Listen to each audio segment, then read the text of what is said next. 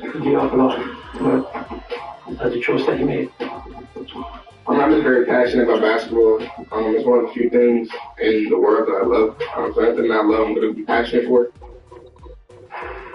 Devonta's passion was cemented in high school, fueled by the voice of fellow Boston native, Terrence Clark. Being a Boston kid, everybody looked up to him. He would always pull me aside and be like, bro, you're going to be the next one. So I kind of like boosted confidence in me.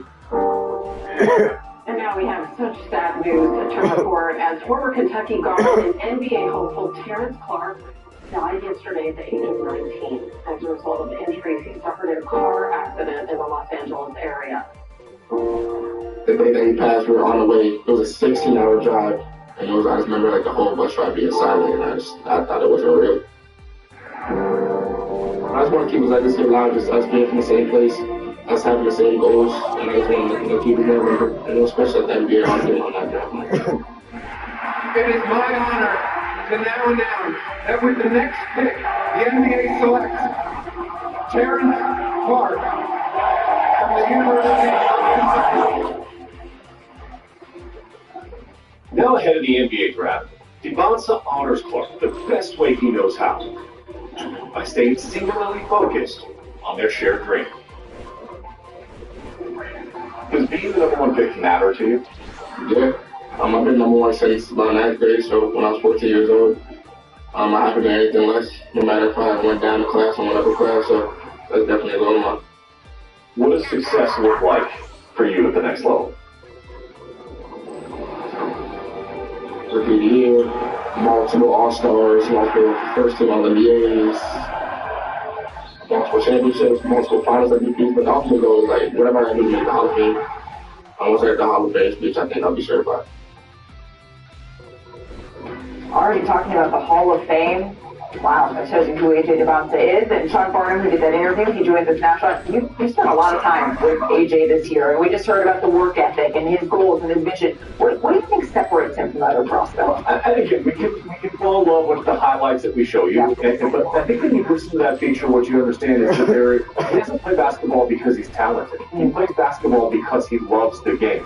And he wants to win. And what I loved about him throughout the course of the season at BYU was his ability to take on a leadership role. In particular, when Richie Saunders went down with the injury, he kind of allowed Richie to lead that team early. And then Richie tears his ACL, and he stepped up and said, no, it's my time now. I've got to help us win games. And they still beat Texas Tech. They still beat Iowa State. They still got to the NCAA tournament where he dropped 35 points, more than any freshman ever has in their tournament debut. Wants to win, and he makes the right plays over and over again. You go to practices, you go to shoot rounds, he's singing, he's providing energy to the rest of that roster. You feel that. He's a fountain. And I think that will translate immediately over to that next level, because besides the talent, more importantly, he wants to win championships. Yeah, that energy, I think you can feel it anytime you're around him. Certainly you heard it in the interview, but you asked him, does being the number one pick matter to you? And he said that absolutely it does. In your mind, he's the number one pick. He has been, in my mind, the number one pick in this draft since this.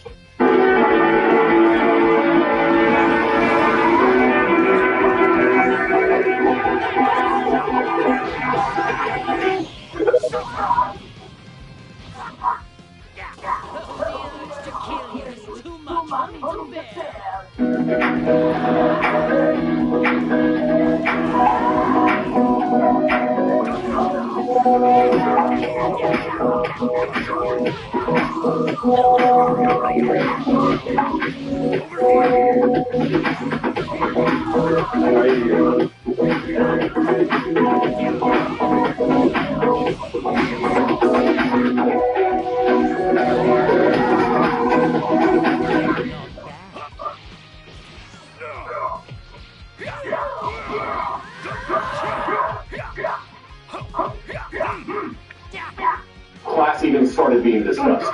And I talked about it in September with you. That hasn't changed. What's changed is others have now started to see behind the curtain what makes this young man so special, what makes him tick. You talked about it with Kendrick Perkins, all the great players that he played with. There's a uniqueness when you're around them. You can sense it, you can feel it, you can call it the it factor. He He has the it factor, and whoever wins the lottery is going to get themselves a bona fide superstar. The it factor on and off the court. You feel it when you hear from it. We're going to find out this weekend who is going to get that #1 pick. Could it be the Wizards? Could it be the Pacers? The Nets are all trying to get that done. But no one knows lottery ball better than Mr. Winters. Hi, Sean. Hello, good to see you, sir. Okay, the lottery Sunday, it's one of my favorite days of the year. A couple of things that you should know going into fun. I just really want to get it all the time. The draft AJ, the odds, Derek Christian, etc. I call this the Pacers-Clipper paradox. The Pacers pick stays with Indiana if it finishes in the top 4. Okay, Pacers gets a high pick with all those guys that they're bringing back, healthy Tyrese Halliburton, etc. Huge. But that's only a 52% chance. Coin flip. Are they coin flip? The Clippers get it. So the Clippers are either going to walk out with pick 5 or 6 or nothing. With potential huge ramifications for the Clippers that they could really reach a retard. The other is what I call the deal of the Atlanta Hawks stealing of their lottery balls. And here's why. The Hawks made an incredible trade right now. How do you reverse? The Pelicans and the Bucks combination. Any combination for the Pelicans or the Bucks comes up, they get to take the pick. So that gives their implied chance to get a top 4 pick at 42%. That's a team that finished in the top 6. Oh, there you go. This year. So a lot of different things can happen in those two scenarios. How is it going to turn out? Sean, who's going to get a chance to get the #1 pick? You see how it is here? Wizards, Pacers, Nets have the highest. Let's take a spin and see. Oh, the Clippers just went home sad. The Pacers, who have not jumped up in the lottery since the mid-'80s. Come on, I'm like, You didn't get much of the area. Oh, okay. I've had enough. Let's see it. Let's see it again. What happens now? Finally, the Wizards, they do it. And the Clippers are happy. And the Clippers, jackpot, tell the Pacers, thank you very much. Everything. So, again, this is so important. Avoid the Wizards. Like to see that. One more time. Oh, the Hawks! The Hawks just stole the balls and threw it right up. This is such a fun one. Let's see what you say here. Sean, I don't know if I am as excited in life about anything as Ryan is. Someday this draft lottery. Someday it's going to be amazing. It's going to be awesome. Saturday's going to be pretty cool too because the WNBA's 30th season, it tips off tomorrow, but we start on Saturday with some huge games. We got Caitlin Clark and the Fever hosting Paige Beckers and the Wings, and then we got a little finals rematch, A'ja Wilson and Aces hosting the Mercury for ring night. WNBA Countdown live from Indianapolis. We'll start off at 12:30 Eastern. That was so fun. We're going to have game 2 tonight in Oklahoma City, Perk. So what should the Lakers require from Austin Reeves? We're saying more. We check in with Dave McMenamin after this.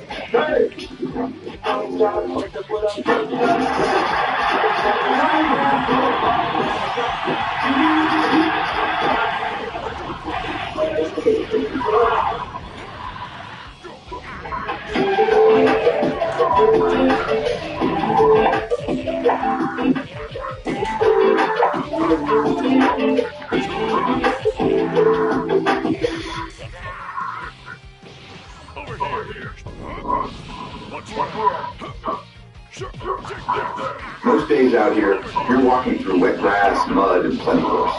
Folks who've been wearing these ankle boots on farms told us the same thing. They stay dry, they don't slip, and they rinse clean with just a hose. Made with American full-grain leather and lined with real Gore-Tex. They keep water out, but still lingers. They're lighter than most work boots, yet steady enough to stand all day without feeling worn down. We've already sent out thousands of pairs across farm towns, and the feedback's been steady, comfortable, tough, and easy to care for. They're half off right now, and you've got 30 days to try them at home. They don't match what I'm saying here. Just send them back. No trouble at all.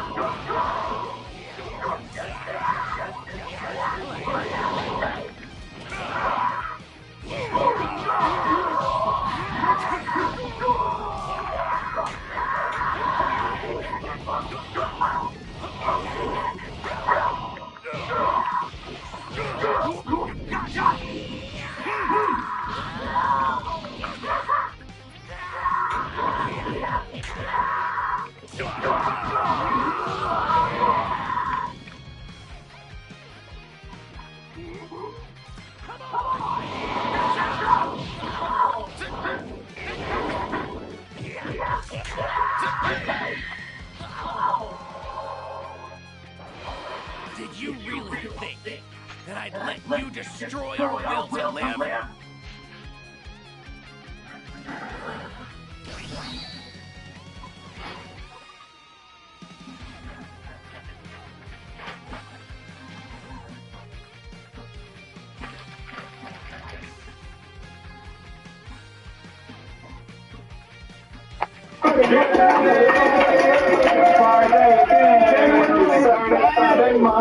Football's here, so get your betting ready. We got Vinny back no more. We're Goodwill hunting today, and Tim McMahon is up early in OKC, where last night he had a front row seat for the Thunder and the Lakers. Game 2 as LeBron James stepped onto the playoff hardwood for the 300th time.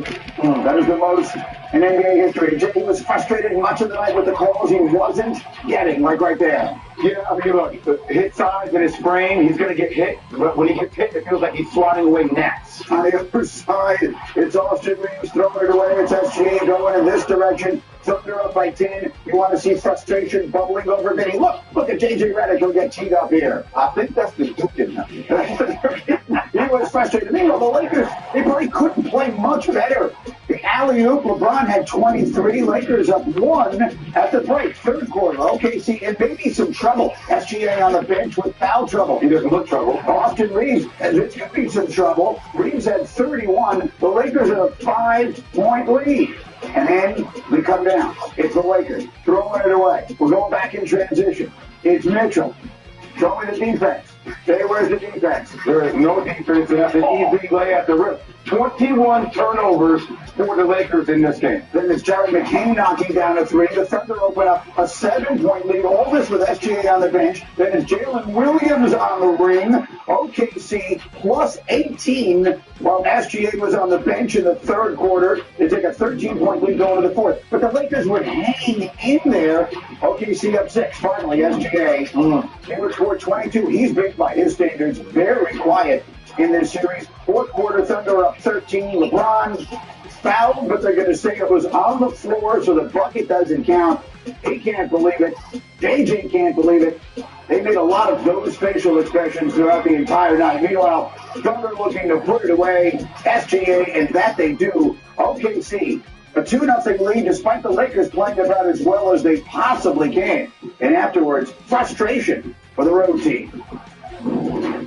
LeBron has the worst whistle of any star player I've ever seen. I mean, I've been with him 2 years now. There's, again, the smaller guys, because they can be theatric, they typically draw more fouls, and the bigger players that are, built like LeBron, it's hard for them. But he gets clobbered, and he got clobbered again tonight a bunch. He guy gets hit on the head more than any player I've seen on drives, and he really gets caught. How do you feel like the officiating was a factor in those runs? They were able to put together. We're down to I'm not trying to lay I don't know if it's the marketplace. This one is so cute. These are always so cute. It's like a thing from this nowhere. I need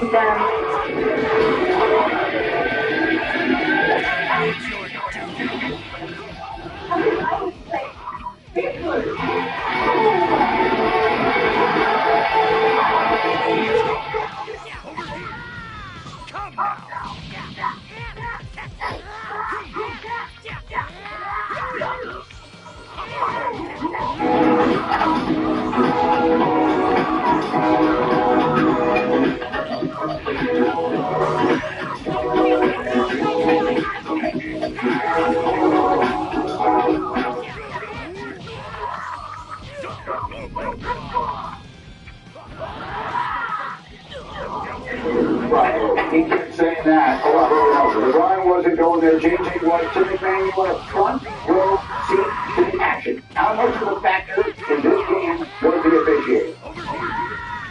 Well, it was game 2 in Oklahoma City, so the post-game argument about officiating being the primary storyline is right on time. And the Oklahoma City Thunder are maybe the most difficult team in the league to officiate. Shea Alexander excelled at drawing fouls. That wasn't really a factor in this game, by the way. They are also a physical defense, handsy, call what you want. J.J. Redick and a lot of other coaches, a lot of other players will tell you they foul on every possession.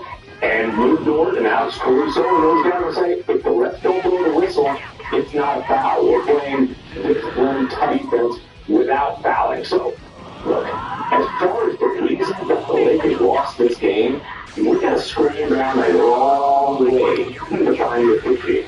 They went on a 22-4 run when Shea Gilgeous-Alexander was sitting on the bench in the third quarter with foul trouble. The Lakers have a lot of concerns in this series, and again, you can put the Lakers on that list, but don't tell me that's why they're down 2-0 in the series and have gotten beat by 18 in both games. Really, SGA is not even playing well. I'm not going to say that's why they're down, but last night was maybe one of the worst officiating games I've seen in a long time. Can we just please run the clip? Yeah. I mean, there's just one call in general that I think epitomizes the game, and it was the call that the refs actually made. I don't know how you don't reward an and one here. Foul, continuation, and one. All three refs looking at the same thing on the court, and the refs didn't determine the billion one. Right. I think there's a lot of that goes on during these games. Not saying it's an excuse.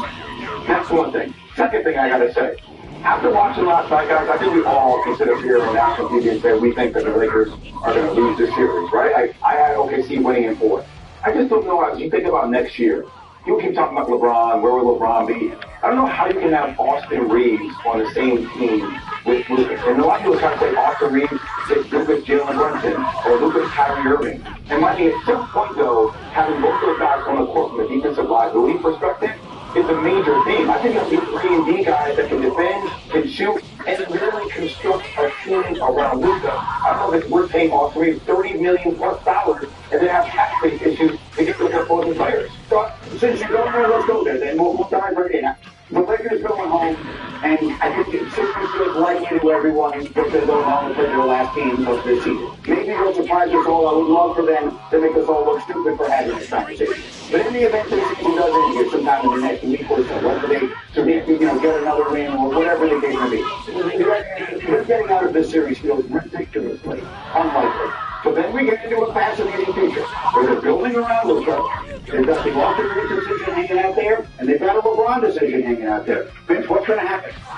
I don't think anybody knows what's going to happen. I think we can all assume that LeBron's not going to sign a max contract, a long-term contract. This is a year-to-year thing with them. And if you're the Lakers, you're kind of in this spot of a holding pattern. You have your next guy, but you can't go into the full element of team building around Luka Doncic until you figure out exactly what's going to happen with LeBron James and what that cap number is. Because if he's making $50 million, and then you're getting Austin Reeves at that number, and then you have Luka Doncic at that number. That's not sustainable, not only for your own cap structure, but just from a standpoint of team building. That's just not where the Lakers are right now, and I think the way that this season ended, it kind of gave the appearance that, oh, maybe LeBron won't leave, but you have to ask the question, what's the best for the Lakers at this point, right? Not just what LeBron's choice is going to be.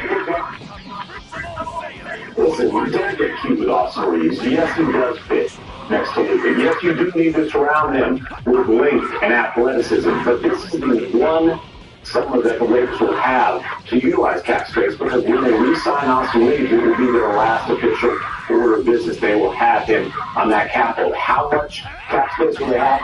That's going to depend on the LeBron decision. If he wants to be back in Los Angeles, it's going to have to be on a steep pay cut. But again, this is the one chance to upgrade. Luka needs a dynamic scoring sidekick. We've seen that work with Brunson. We've seen that work with Kyrie. And then you got to surround them with 3 and D type of players with a real rim protector, which they don't have on the roster. But don't get cute with Austin Reeves.